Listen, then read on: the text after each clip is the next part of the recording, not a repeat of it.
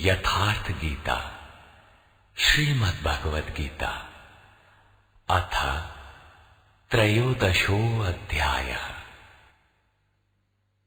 गीता के आरंभ में ही धृतराष्ट्र का प्रश्न था कि संजय, धर्म क्षेत्र में तथा कुरुक्षेत्र में युद्ध की इच्छा से एकत्र हुए मेरे और पांडु पुत्रों ने क्या किया?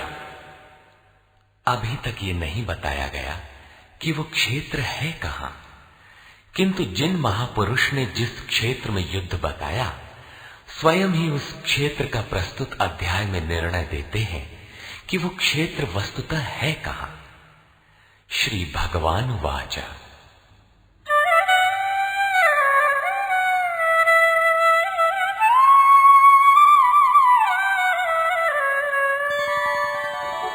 इदं शरीरं कौन्तेय क्षेत्रमित्यभिधीयते एतद्यो वेत्ति तं प्राहुः क्षेत्रज्ञ इति तद्विदः। कौन्तेय, ये शरीर ही एक क्षेत्र है और इसको जो भली प्रकार जानता है वो क्षेत्रज्ञ है। वो उसमें फंसा नहीं है बल्कि उसका संचालक है, ऐसा उस तत्व को विदित करने वाले महापुरुषों ने कहा है। शरीर तो एक ही है, उसमें धर्म क्षेत्र और कुरुक्षेत्र ये दो क्षेत्र कैसे? वस्तुतः इस एक ही शरीर के अंतराल में अंतःकरण की दो प्रवृत्तियां पुरातन हैं। एक तो परम धर्म परमात्मा में प्रवेश दिलाने वाली पुण्यमयी प्रवृत्ति दैवी संपद है और दूसरी है आसुरी संपद, दूषित दृष्टिकोण से जिसका गठन है, जो नश्वर संसार में विश्वास दिलाती है। जब आसुरी संपद का बाहुल्य होता है तो यही शरीर कुरुक्षेत्र बन जाता है और इसी शरीर के अंतराल में जब दैवी संपद का बाहुल्य होता है तो यही शरीर धर्म क्षेत्र कहलाता है। ये चढ़ाव उतार बराबर लगा रहता है, किंतु तत्वदर्शी महापुरुष के सान्निध्य से जब कोई अनन्य भक्ति द्वारा आराधना में प्रवृत्त होता है तो दोनों प्रवृत्तियों में निर्णायक युद्ध का सूत्रपात हो जाता है। क्रमशः दैवी संपद का उत्थान और आसुरी संपद का शमन हो जाता है। आसुरी संपद के सर्वथा शमन के उपरांत परम के दिग्दर्शन की अवस्था आती है। दर्शन के साथ ही दैवी संपद की आवश्यकता समाप्त हो जाती है, अतः वो भी परमात्मा में स्वतः विलय हो जाती है। भजने वाला पुरुष परमात्मा में प्रवेश पा जाता है।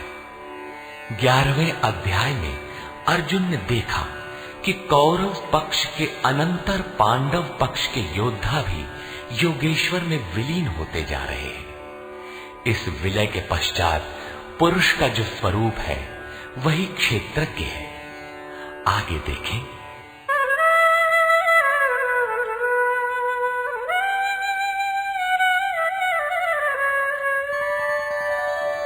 क्षेत्रज्ञं चापि मां विद्धि सर्वक्षेत्रेषु भारत क्षेत्रक्षेत्रज्ञयोर्ज्ञानं यत्तज्ज्ञानं मतं मम।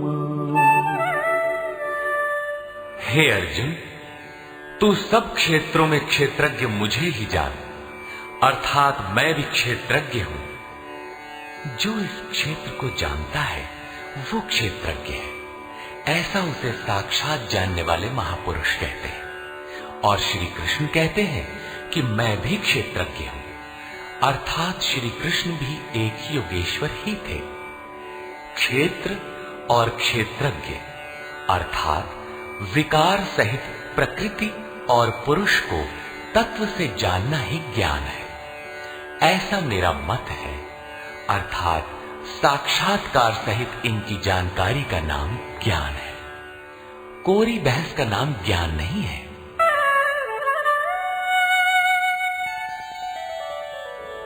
तत्क्षेत्रं यच्च यादृक् च यद्विकारी यतश्च यत् स च यो यत्प्रभावश्च तत्समासेन मे शृणु। वो क्षेत्र जैसा है और जिन विकारों वाला है तथा जिस कारण से हुआ है, तथा वो क्षेत्रज्ञ भी जो है और जिस प्रभाव वाला है, वो सब मुझसे संक्षेप में सुन। अर्थात क्षेत्र विकार वाला है, किसी कारण से हुआ है, जबकि क्षेत्रज्ञ केवल प्रभाव वाला है। मैं ही कहता हूं, ऐसी बात नहीं है, ऋषि भी कहते हैं। ऋषिभिर्बहुधा गीतम् छन्दोभिर्विविधैः पृथक् ब्रह्मसूत्रपदैश्चैव हेतुमद्भिर्विनिश्चितैः। ये क्षेत्र और क्षेत्रज्ञ का तत्व ऋषियों द्वारा बहुत प्रकार से गायन किया गया है तथा नाना प्रकार से वेदों की मंत्रणा द्वारा विभाजित करके भी कहा गया है तथा विशेष रूप से निश्चित किए हुए युक्ति युक्त ब्रह्म सूत्र के वाक्यों द्वारा भी वही कहा गया है। अर्थात वेदांत, महर्षि, ब्रह्म सूत्र और हम एक ही बात कहने जा रहे हैं। श्री कृष्ण वही कहते हैं जो इन सब ने कहा है। क्या शरीर अर्थात क्षेत्र इतना ही है जितना दिखाई देता है? इस पर कहते हैं,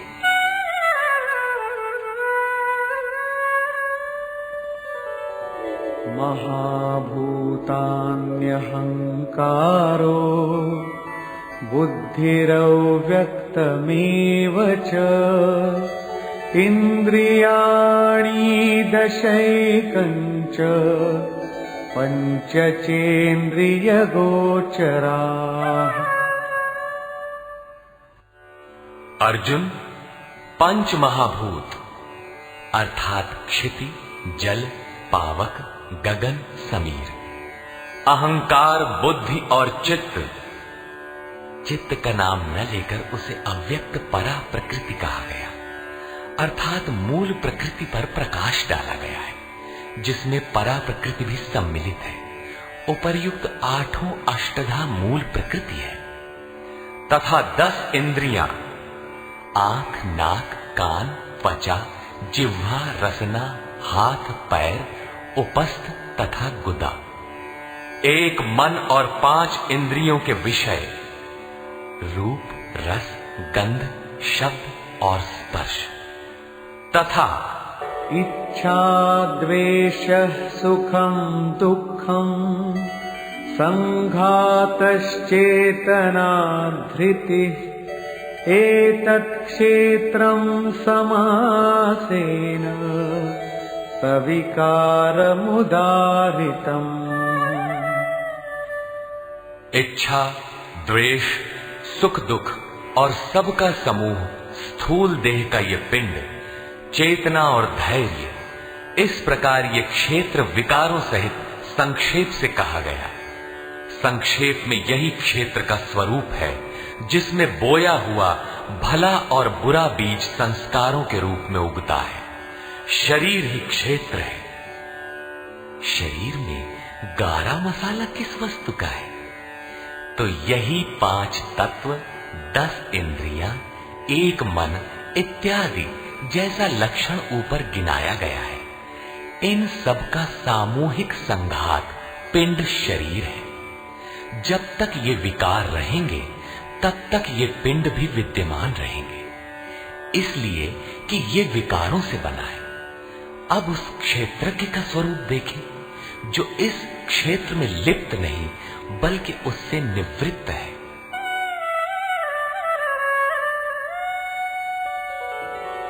अमानित्वमदम्भित्वम् अहिंसा क्षान्तिरार्जवम्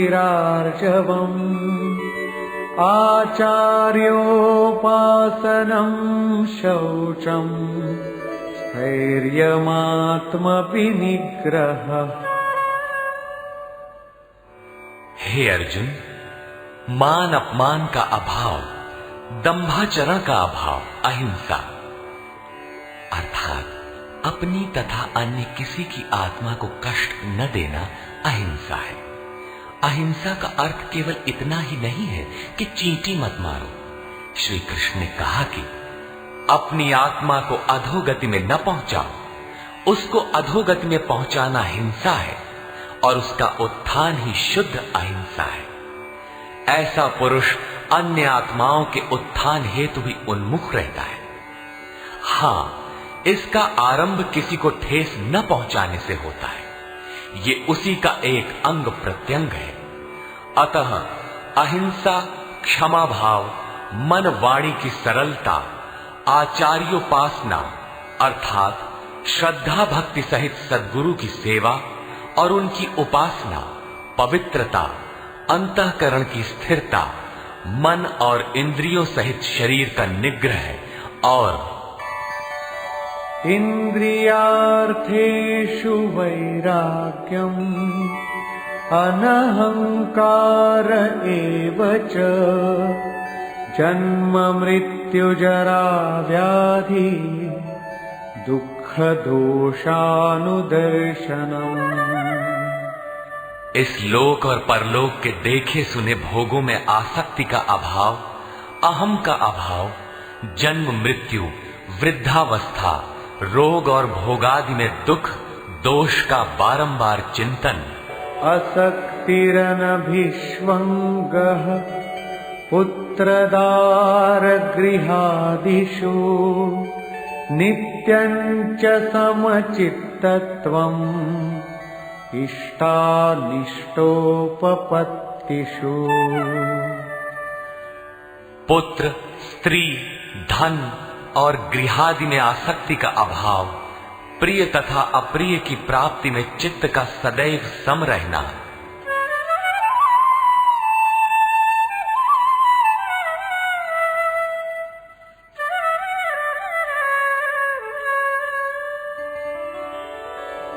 मयि चानन्ययोगेन भक्तिरव्यभिचारिणी विविक्तदेशसेवित्वम् अरतिर्जनसंसदि।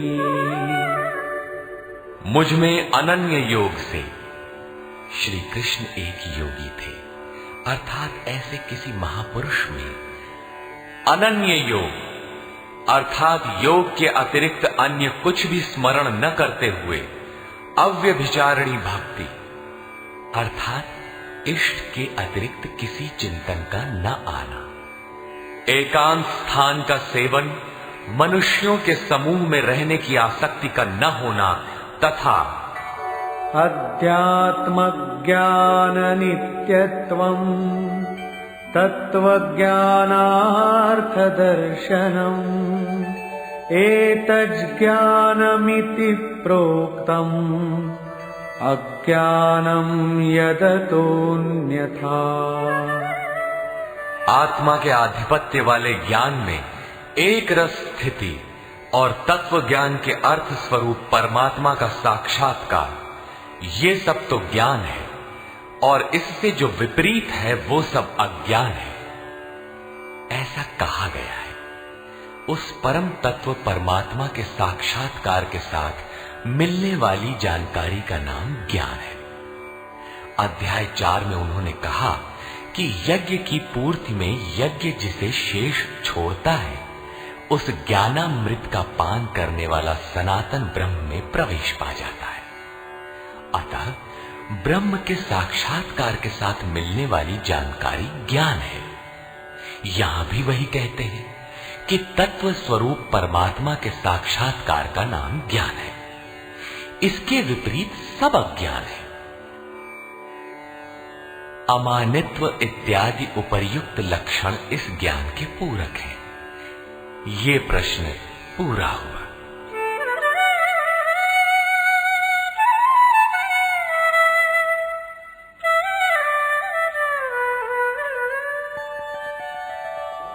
ज्ञेयं यत्तत् प्रवक्ष्यामि यज्ञात्वामृतमश्नुते अनादिमत्परं ब्रह्म न सत्तन्नासदुच्यते। अर्जुन, जो जानने योग्य है तथा जिसे जानकर मरण धर्मा मनुष्य अमृत तत्व को प्राप्त होता है, उसे अच्छी प्रकार कहूंगा। वो आदिर रहित परम ब्रह्म न सत कहा जाता है और न असत ही कहा जाता है, क्योंकि जब तक वो अलग है तब तक वो सत है, और जब मनुष्य उसमें समाहित हो गया तो कौन किससे कहे। एक ही रह जाता है, दूसरे का भान नहीं। ऐसी स्थिति से वो ब्रह्म न सत है न असत है, बल्कि जो स्वयं सहज है वही है।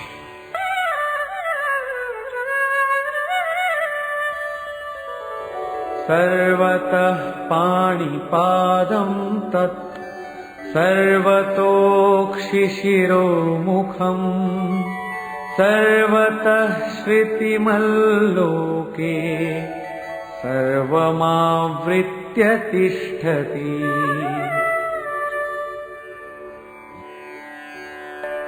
वो ब्रह्म सब ओर से हाथ पैर वाला, सब ओर से नेत्र सिर और मुख वाला तथा सब ओर से श्रोत्र वाला है, सुनने वाला है, क्योंकि वो संसार में सबको व्याप्त करके स्थित है।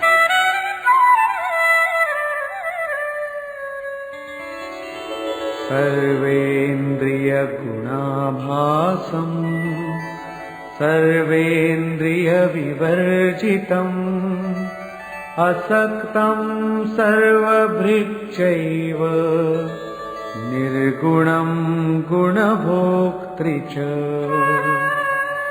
वो संपूर्ण इंद्रियों के विषयों को जानने वाला है, फिर भी सब इंद्रियों से रहित है। वो आसक्ति रहित, गुणों से अतीत होने पर भी सबको धारण और पोषण करने वाला और सभी गुणों को भोगने वाला है, अर्थात एक एक करके सभी गुणों को अपने में लय कर लेता है। जैसा श्री कृष्ण कह आए कि यज्ञ और तपों को भोगने वाला मैं हूं, अंत में संपूर्ण गुण मुझ में विलय हो जाते हैं।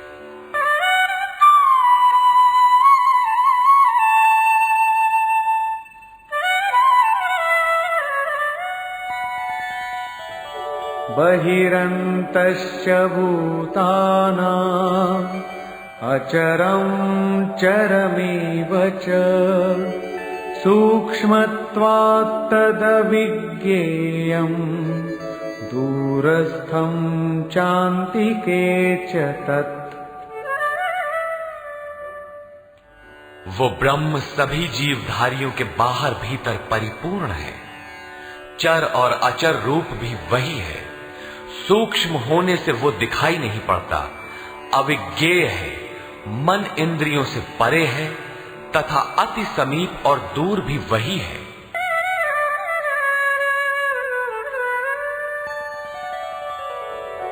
अविभक्तं च भूतेषु विभक्तमिव च स्थितं भूतभर्तृ च तज्ज्ञेयम् ग्रसिष्णु प्रभविष्णु च। अविभाज्य होकर भी वो संपूर्ण चराचर भूतों में अलग अलग के सदृश प्रतीत होता है। वो जानने योग्य परमात्मा समस्त भूतों को उत्पन्न करने वाला, भरण और पोषण करने वाला और अंत में संहार करने वाला है। यहां बाह्य और आंतरिक दोनों भावों की ओर संकेत किया गया है। जैसे बाहर जन्म और भीतर जागृति, बाहर पालन और भीतर योग क्षेम का निर्वाह, बाहर शरीर का परिवर्तन और भीतर सर्वस्व का विलय, अर्थात भूतों की उत्पत्ति के कारणों का लय और उस लय के साथ ही अपने स्वरूप को प्राप्त हो जाता है। ये सब उसी ब्रह्म के लक्षण है। ज्योतिषामपि तज्ज्योतिः तमसः परमुच्यते ज्ञानं ज्ञेयं ज्ञानगम्यं हृदि सर्वस्य विष्ठितम्। वो ज्ञेय ब्रह्म ज्योतियों का भी ज्योति है, तम से अति परे कहा जाता है। वो पूर्ण ज्ञान स्वरूप है, पूर्ण ज्ञाता है, जानने योग्य है और ज्ञान द्वारा ही प्राप्त होने वाला है।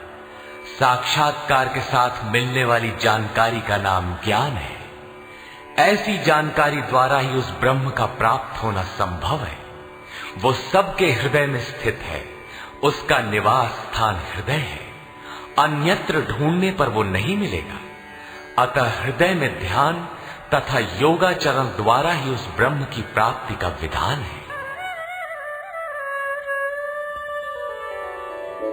इति क्षेत्रं तथा ज्ञानं ज्ञेयं चोक्तं समासतः मद्भक्त एतद्विज्ञाय मद्भावायोपपद्यते। हे अर्जुन, बस इतना ही क्षेत्र ज्ञान तथा जानने योग्य परमात्मा का स्वरूप संक्षेप में कहा गया है। इसे जानकर मेरा भक्त मेरे साक्षात स्वरूप को प्राप्त होता है। अभी तक योगेश्वर श्री कृष्ण ने जिसे क्षेत्र कहा था उसी को प्रकृति और जिसे क्षेत्रज्ञ कहा था उसी को अब पुरुष शब्द से इंगित करते हैं। प्रकृतिं पुरुषं चैव विद्यनादि उभावपि विकारांश गुणांश्चैव विद्धि प्रकृति संभवान्। ये प्रकृति और पुरुष दोनों ही अनादि जान, ऐसा संपूर्ण विकार तथा त्रिगुण प्रकृति से ही उत्पन्न हुए जान। कार्यकरण कर्तृत्वे हेतुः प्रकृतिरुच्यते पुरुषः सुख दुःखानां भोक्तृत्वे हेतुरुच्यते। कार्य और करण अर्थात जिसके द्वारा कार्य किए जाते हैं, विवेक वैराग्य इत्यादि तथा अशुभ कार्य होने में काम क्रोध इत्यादि कारण है। उनको उत्पन्न करने में हेतु प्रकृति कही जाती है और ये पुरुष सुख दुखों को भोगने में कारण कहा जाता है। प्रश्न उठता है कि क्या वो भोगता ही रहेगा या इससे कभी छुटकारा भी मिलेगा?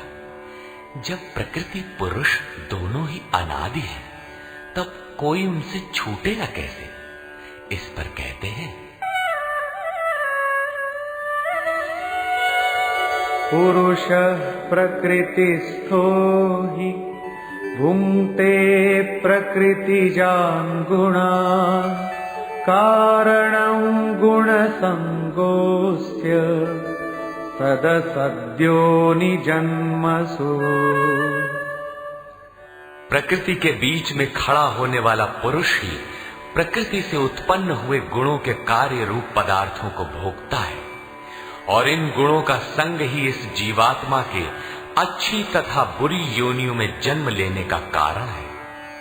ये कारण अर्थात प्रकृति के गुणों का संग समाप्त होने पर ही जन्म मृत्यु से मुक्ति मिलती है। अब उस पुरुष पर प्रकाश डालते हैं कि वो किस प्रकार प्रकृति में खड़ा है।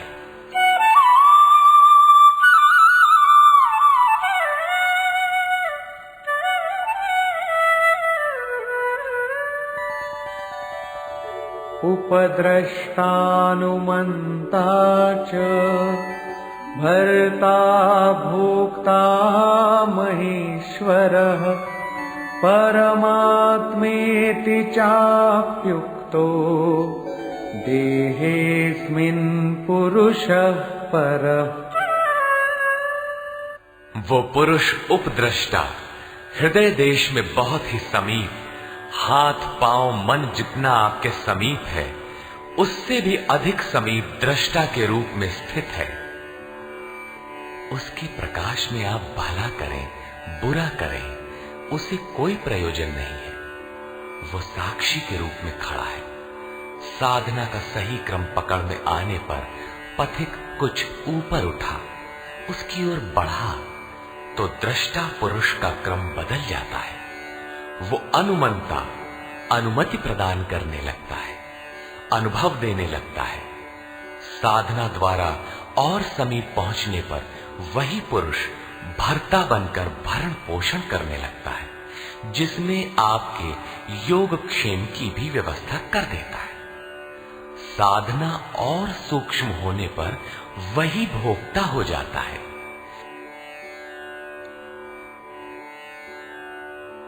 भोक्तारम यज्ञ तपसाम, यज्ञ तप जो कुछ भी बन पड़ता है सबको वो पुरुष ग्रहण करता है, और जब ग्रहण कर लेता है उसके बाद वाली अवस्था में महेश्वर महान ईश्वर के रूप में परिणत हो जाता है। वो प्रकृति का स्वामी बन जाता है, किंतु अभी कहीं प्रकृति जीवित है तभी उसका मालिक है। इससे भी उन्नत अवस्था में वही पुरुष परमात्मेति चापयुक्तो, जब परम से संयुक्त हो जाता है तब परमात्मा कहलाता है। इस प्रकार शरीर में रहते हुए भी ये पुरुष अर्थात आत्मा परह ही है, सर्वथा इस प्रकृति से परे ही है। अंतर इतना ही है कि आरंभ में ये दृष्टा के रूप में था, क्रमशः उत्थान होते होते परम का स्पर्श कर परमात्मा के रूप में परिणत हो जाता है।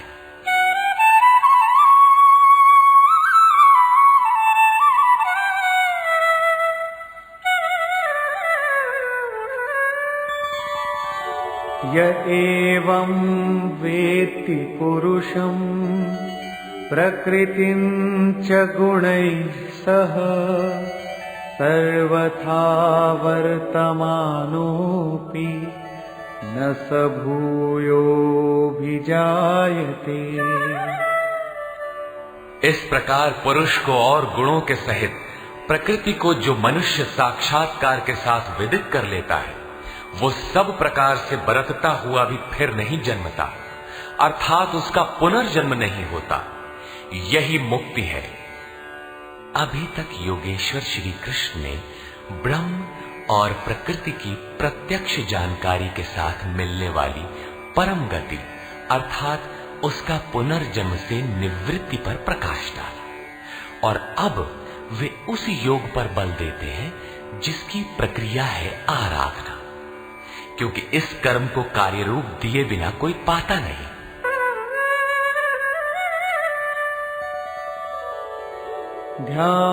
ध्यानेनात्मनि पश्यन्ति केचिदात्मानमात्मना अन्ये सांख्येन योगेन कर्मयोगेन चापरे। हे अर्जुन, उस आत्मान परमात्मा को कितने ही मनुष्य तो आत्मना अपने अंतर चिंतन से ध्यान के द्वारा आत्मनि हृदय देश में देखते हैं, कितने ही सांख्य योग के द्वारा अर्थात अपनी शक्ति को समझते हुए उसी कर्म में प्रवृत्त होते हैं, और अन्य बहुत से उसे निष्काम कर्म योग द्वारा देखते हैं, समर्पण के साथ उसी नियत कर्म में प्रवृत्त होते हैं। प्रस्तुत श्लोक में मुख्य साधन है ध्यान। उस ध्यान में प्रवृत्त होने के लिए सांख्य योग और निष्काम कर्म योग दो धाराएं।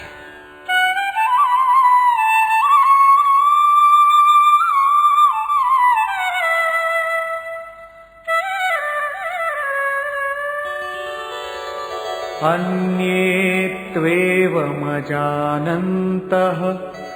श्रुत्वान्येभ्य उपासते तेऽपि चातितरन्त्येव मृत्योर्मुक्षीयमामृतम्। मृत्युं श्रुतिपरायणा। परंतु दूसरे जिनको साधना का ज्ञान नहीं है, वे इस प्रकार न जानते हुए अन्येभ्यः, दूसरे जो तत्व के जानने वाले महापुरुष हैं, उनके द्वारा सुनकर ही उपासना करते हैं, और वे सुनने के परायण हुए पुरुष भी मृत्यु रूपी संसार सागर से निसंदेह तर जाते हैं। अतः कुछ भी पार न लगे तो सत्संग करें।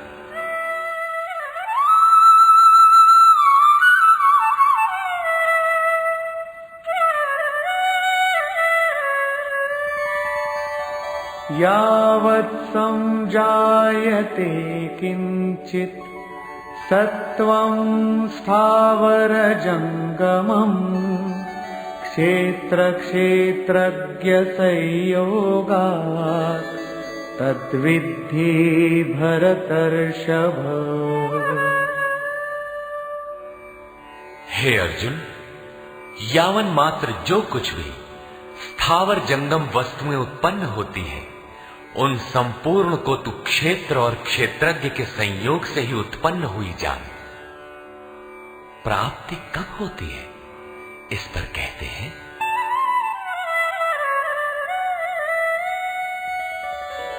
समं सर्वेषु भूतेषु तिष्ठन्तं परमेश्वरम् विनश्यत्स्व विनश्यन्तं यः पश्यति स पश्यति।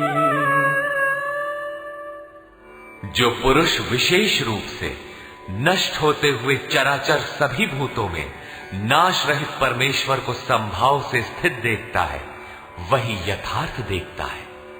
अर्थात उस प्रकृति के विशेष रूप से नष्ट होने पर ही वो परमात्म स्वरूप है, इससे पहले नहीं।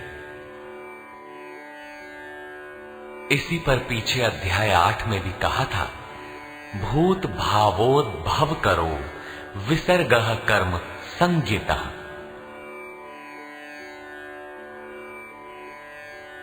भूतों के वे भाव जो भले अथवा बुरे कुछ भी संस्कार संरचना करते हैं, उनका मिट जाना ही कर्मों की पराकाष्ठा है। उस समय कर्म पूर्ण है। वही यहां भी कहते हैं कि जो चराचर भूतों को नष्ट होते हुए और परमेश्वर को समभाव से स्थित देखता है, वही सही देखता है।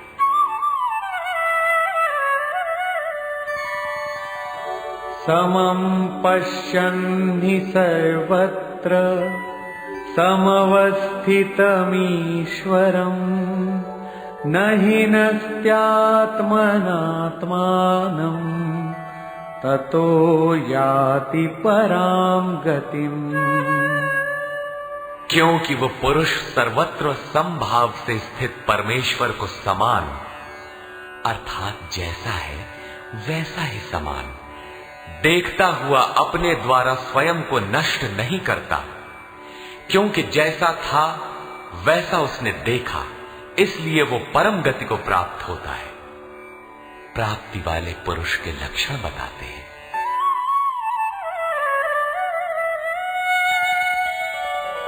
प्रकृत्यैव च कर्माणि क्रियमाणानि सर्वशः यः पश्यति तथात्मानम् अकर्तारं स पश्यति।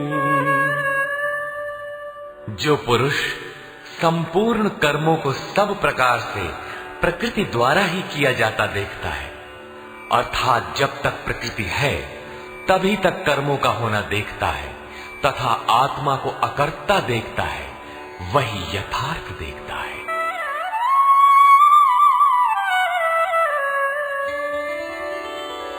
यदा भूत पृथग् भावम् एकस्थमनुपश्यति तत एव च विस्तारम् ब्रह्म संपद्यते तदा। जिस काल में मनुष्य भूतों के न्यारे न्यारे भावों में एक परमात्मा को प्रवाहित स्थित देखता है तथा उस परमात्मा से ही संपूर्ण भूतों का विस्तार देखता है, उस समय वो ब्रह्म को प्राप्त होता है। जिस क्षण ये अवस्था आ गई उसी क्षण वो ब्रह्म को प्राप्त होता है। ये लक्षण भी स्थित प्रज्ञ महापुरुष का ही है।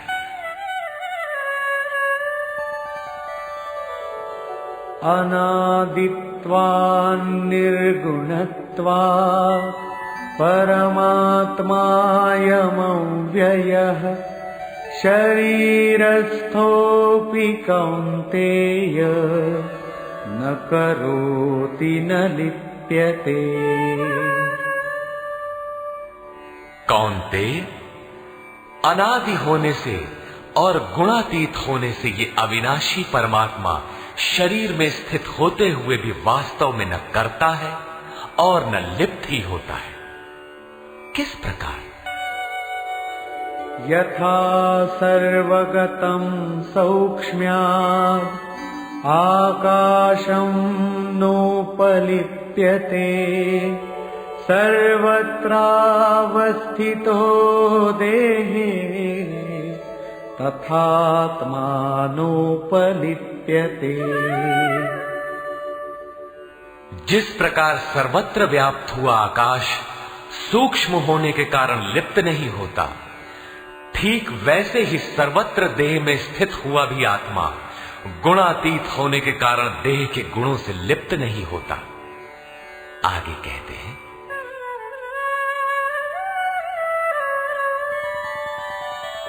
यथा प्रकाशयत्येकः कृत्स्नं लोकमिमं रविः क्षेत्रं क्षेत्री तथा कृत्स्नं प्रकाशयति भारत। अर्जुन, जिस प्रकार एक ही सूर्य संपूर्ण ब्रह्मांड को प्रकाशित करता है, उसी प्रकार एक ही आत्मा संपूर्ण क्षेत्र को प्रकाशित करता है। अंत में निर्णय देते हैं, क्षेत्र क्षेत्रज्ञयोरेवम् अंतरं ज्ञान चक्षुषा भूत प्रकृति मोक्षं च ये विदुर्यान्ति ते परम्। इस प्रकार क्षेत्र और क्षेत्रज्ञ के भेद को तथा विकार सहित प्रकृति से छूटने के उपाय को जो ज्ञान रूपी नेत्र द्वारा देख लेते हैं, वे महात्मा जन पर ब्रह्म परमात्मा को प्राप्त होते हैं। अर्थात क्षेत्र क्षेत्रज्ञ को देखने की आंख ज्ञान है और ज्ञान साक्षात्कार का ही पर्याय है। निष्कर्ष, गीता के आरंभ में धर्म क्षेत्र कुरुक्षेत्र का नाम तो लिया गया, किंतु वो क्षेत्र वस्तुतः है कहां? वो स्थल बताना शेष था, जिसे स्वयं शास्त्रकार ने प्रस्तुत अध्याय में स्पष्ट किया कि कौन्तेय, ये शरीर ही एक क्षेत्र है। जो इसको जानता है वो क्षेत्रज्ञ है। शरीर जो क्षेत्र है, क्या इतना ही है जितना दिखाई देता है? इसके होने के पीछे जिनका बहुत बड़ा हाथ है, उन्हें गिनाते हुए बताया कि अष्टधा मूल प्रकृति, अव्यक्त प्रकृति, 10 इंद्रियां और मन, इंद्रियों के 5 विषय, आशा, तृष्णा और वासना, इस प्रकार इन विकारों का सामूहिक मिश्रण ये शरीर है। जब तक ये रहेंगे तब तक शरीर किसी न किसी रूप में रहेगा ही। यही क्षेत्र है जिसमें बोया भला बुरा बीज संस्कार रूप से उगता है। जो इसका पार पा लेता है वो क्षेत्रज्ञ है। क्षेत्रज्ञ का स्वरूप बताते हुए उन्होंने ईश्वरीय गुण धर्मों पर प्रकाश डाला और कहा कि क्षेत्रज्ञ इस क्षेत्र का प्रकाशक है। अतः ओम तत्सदिति श्रीमद् भगवद गीता सूपनिषत्सु ब्रह्म विद्यायाम योग शास्त्रे श्री कृष्णार्जुन संवादे क्षेत्र क्षेत्रज्ञ विभाग योगो नाम त्रयोदशोऽध्यायः। इस प्रकार स्वामी अड़गड़ानंद कृत श्रीमद् भगवद गीता के भाष्य यथार्थ गीता का 13वां अध्याय पूर्ण होता है। हरि ओम तत्सत।